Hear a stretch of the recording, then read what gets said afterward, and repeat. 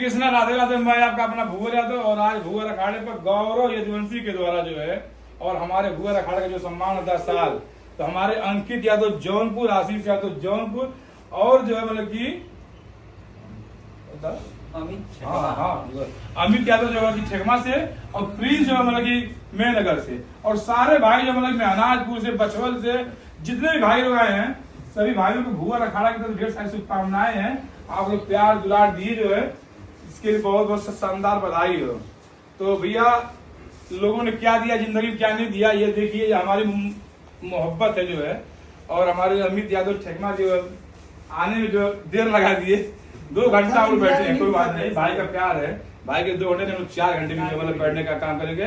वही तो जी बताइए। इंतजार करने के लिए मतलब 2-2.5 घंटा भैया इंतजार कर रहे हैं, कब आ जाए, अब आ जाए, अब आ जाए। अब आप जैसे आए कैमरे में दिखा ये चीज कार्यक्रम हम लोग देख रहे हैं, आप बताइए।